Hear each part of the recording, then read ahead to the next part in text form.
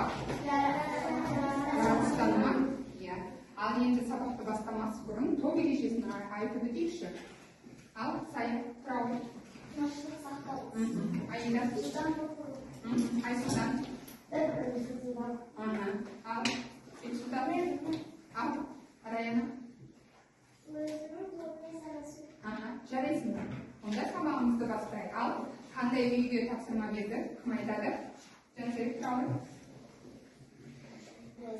Серпінді кіші қайда болады. Оқу түсініп айту, жарайсың, тағы кім айтады? Үйге қандай тапсырма берді? Сарайға айта ғой. серпінді кіші қайда болады. 36 жерде шығып айту. Жарайсың. Енді балдар, бүгін қараңдар. Бағалау парақшасы бар, иә? Әркімде, иә? Яғни бағалау парақшасында аты жөндеріңді жазасыңдар. Әр тапсырма берген сайын өздеріңді бал қойып бағалайсыңдар. Әділ бағалайсыңдар. Өтірік бағалауға болмайды. Сабақтың соңында осы алған балдарыңды мен күнделік кезекке қоямын.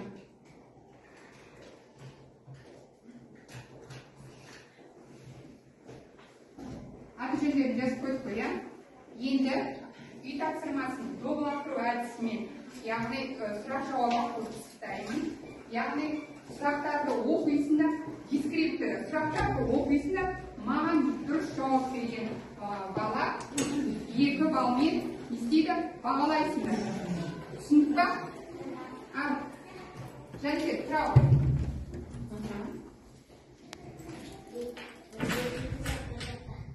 Серпімді заттарды айтар көрші? Шар, ағаштағы серпе. Жарайсың, қояқсың. Доктор алдына қойса. Ал, на топтан, Раяна. Ерекшелігін бастапқы қалпына келтіруге қандай күш көмектеседі? Дененің бастапқы қалпына келтіруге серпімдік күші көмектеседі. Жарайсың. Ал, үшінші топтан кім жауап береді? Ал, Рахымжан, тағы бала ғой топты. Дененің күшінің қалпына қалпына денесінің денелерді қалайды. Дененің күшінің қалпына денесінің денелерді серпісі денелер деп атаймыз. Жарайсың, тамаша. Келесі тағы кім айтамын дейді? Ал, Айдана, тағы бала ғой топты.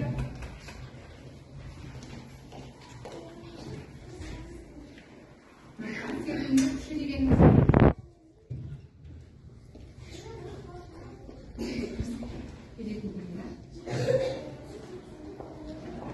Жарайсың, Раушанға шығарды. Ал, кім айтады?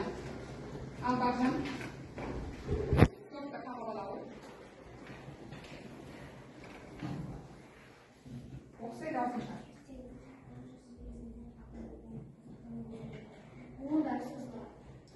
Жөндеп, толық жауап берсек. Таңертең жасағаннан кейін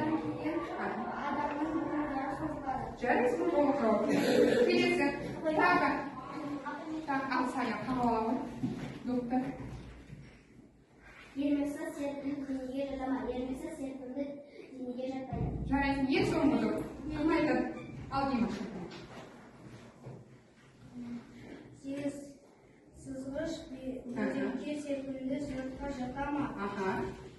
Бұл заттар? Бұл заттар серпінді Затқа жатпайды. Жарайсың, тамаша. Ал енді осы жауап берген оқушылар, яғни Раяна, Сая, Жансерік, Айдана, Бақжан, Рахымжан белгілендер. 2 бал. Белгілеп қоя?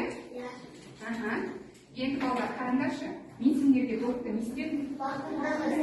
Ал сендер не істедің? Қағып алыңдар, иә? Ал егер ол допты қағып алмағанда не болатын еді? Ол жерге түсіп кетеді, иә? Не үшін ол жерге түседі?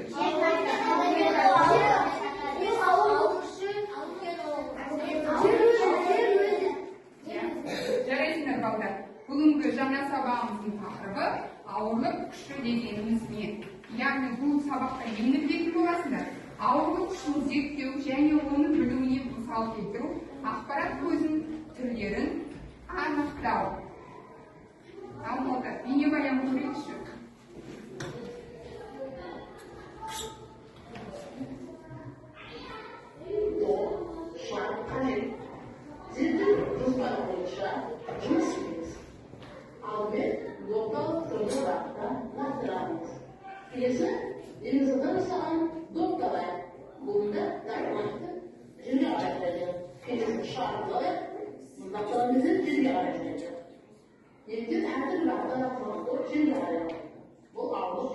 çıkışını paylaştılar.